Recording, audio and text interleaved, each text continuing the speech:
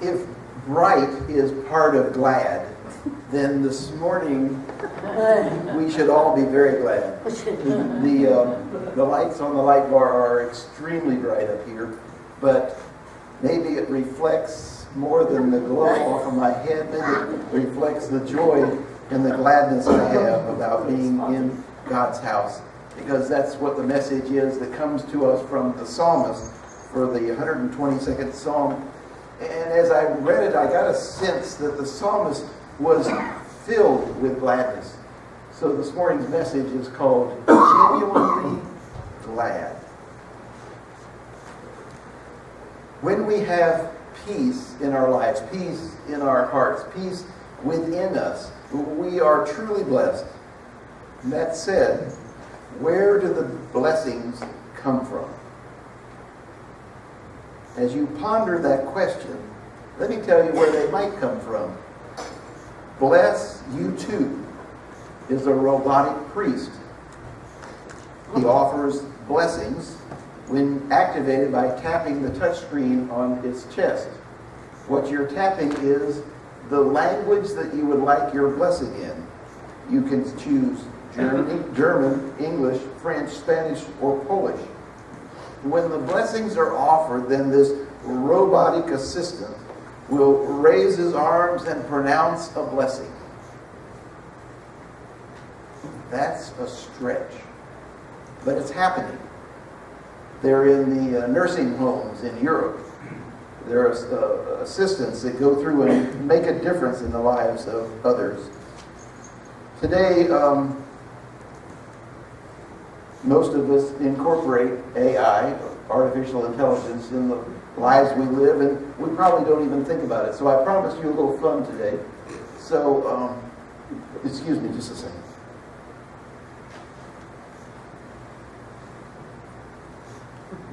Hey Google, call Turning Point. Is that Turning Point SSID Tiki Church Mobile?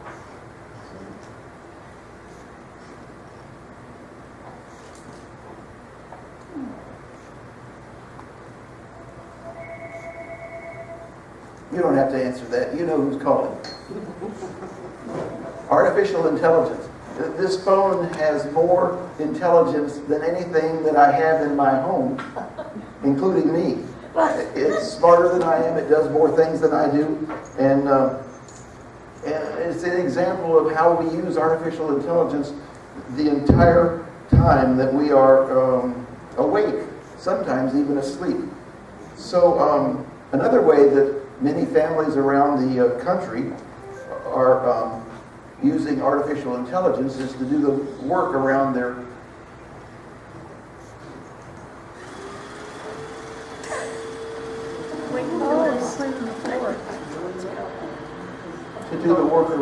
house. Those of you who are on this side, Roomba is taking care of Roomba Thursday morning, not Sunday morning.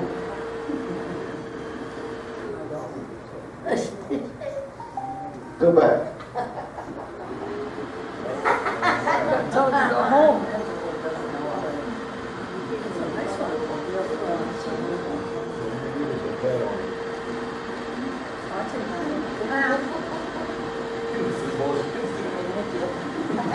You're going to Connie.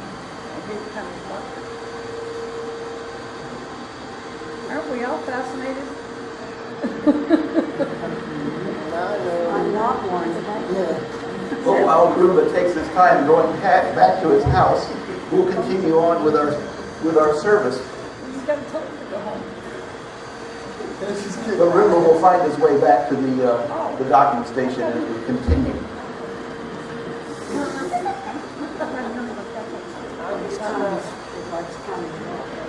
Why is he coming?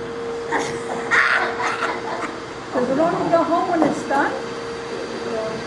Now I know why it's distracting. No, that's the first time that I've Oh. been shut down. Gotta tell him to go home.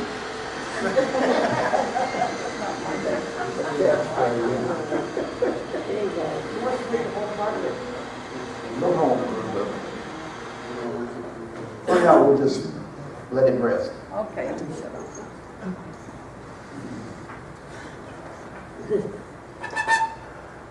As I spoke earlier, today's message comes to us from the 122nd Psalm. Alexa, open Bible Gateway. You have your version Bible enabled. Do you want to open it? Read Psalm 122. You have your version Bible enabled. Do you want to open it? Yes, Welcome to your version Bible. What would you like me to read? read Psalm 122. Psalms 122. Psalm 122, a song of ascents, of David. I was glad when they said to me, "Let us go to the house of the Lord." Our feet have been standing within your gates, O Jerusalem.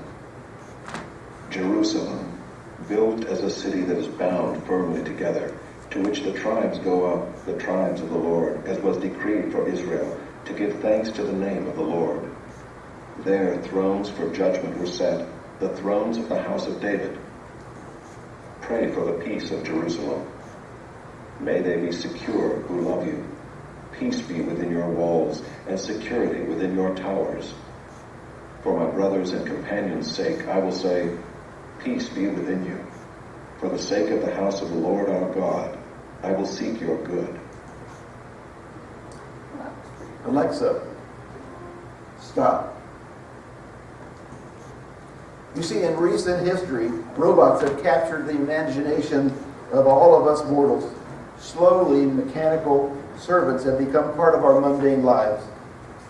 Machines wash our clothes, do our dishes, with very little human interaction. Robots have been programmed to work in factories and have replaced human workers on many of the assembly lines.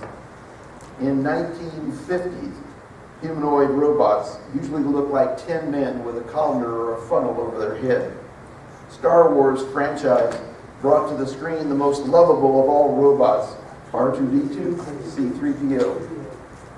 In the movies, RoboCop started in 1987 and continued the franchise through 2014 and brought a debate on the extent that robots could replace humans in vital roles.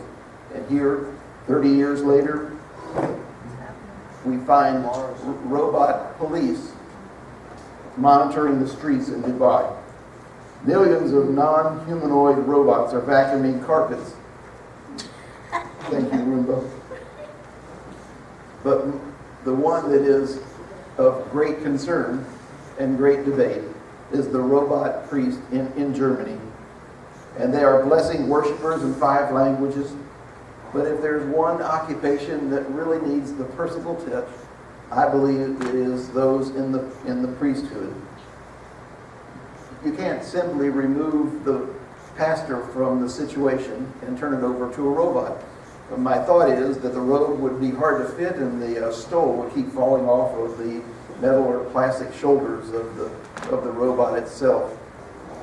But in our message for today, which comes from the 122nd Psalm, the words were, "Hey, let's go to the temple today." And the psalmist replied, "Great idea." And later he wrote this little song, which began with, "I was glad when they said unto me, let us go into the house of the Lord." Sounds genuine. He was truly glad for the offer to go and worship God. It's important because you have to wonder if this is an honest emotion of heart and mind in many that we have for today. Because sometimes people have viewed the church as becoming something of an obligation. We have lost the glad part of worship. How do you see glad expressed in others? Or how do you express glad in your own life? Because glad is something that's generated deep within us, our souls. And because of our love for God, we get an emotion that is so filled with joy. And we anticipate this eager interaction and a connection to others who will be worshiping with us, and that connection to God whom we worship. There are studies that have valued the physical, emotional, and psychological health of churchgoers. That's just a perk of being part of the kingdom. Christianity Today, one of the leading publications, said that those who practice religion of any kind are happier, healthier, and more engaged in their communities. And sounds like they're trying to say people who go to church are more likely to be glad. So glad is not always about God being happy. Glad is being happy. It's about others. If we were a grumpy and gloomy congregation, say that with my tongue, a gloomy and grumpy congregation, how many people do you think would come back after they visited and tried to find God and find friendship? So if they don't go to church, what are they missing out on? Regardless of the atmosphere that we have, they're missing out on blessings. And that's what made the psalmist so excited and so eager to go and worship God. It's because when we go into the house of the Lord, we receive blessings. Not from a robot, not from a pastor, not from a friend, but all of those become this community of believers that share the blessings and bring a sense of gladness into our hearts. The next line in verse 6, the psalmist says, "May they prosper who love you." The you in this writing is not you. The intent of the you was Jerusalem. The writer hopes that those who worship and in the city of God will find prosperity. He's thinking in high regard for this city, the city which is so central to God's plan and for God's people. Because it's a touching thought that we can find gladness and excitement and joy in the house of the Lord that will affect us personally. Then he says, "May they prosper who love you." You is then us, those who come, and we understand this network of people who love God and love each other, and we come together as a family and make a difference in each other's lives. And that's a blessing that we receive by being eager and exciting to be in the house of the Lord. And we can't be certain of the prosperity that the writer had in mind, but one thing we do know is we get this inner prosperity, this inner health, this inner well-being that we receive from the gladness of worshiping God in God's house. The love we offer will surely bless and uplift you. And it will also offer you support and meaning as you go into the world. Now, the second blessing we receive from the words of the psalmist is peace be in your walls. He again is referring to Jerusalem, the walls that are around us that support and protect the community. And it protects the neighborhoods within the walls. And that's the meaning that the psalmist had. But the truth is that we live and work in more than one community in our world today. And we then define our community as the streets and lanes which are within the boundaries of that neighborhood. And we also have a community of workplaces, people we work with. And then we have a spiritual community which we find ourselves in the times when we can be joyous and glad. But let's face it, there are times when there is not peace within the walls of the community. Too often our neighborhoods are divided by economic and ethnic strife. Our office relationships are likewise too often a source of tension. And it's sad to say that even in the church community, discord and griping are more common than love and charity. But the third blessing we find in verse 8. Here the prayer is there will be security within your towers. Now understand that the wall that goes around the city of Jerusalem had places every once in a while where there were towers, lookout towers, and the security was marked by those towers that could look out and see who was coming.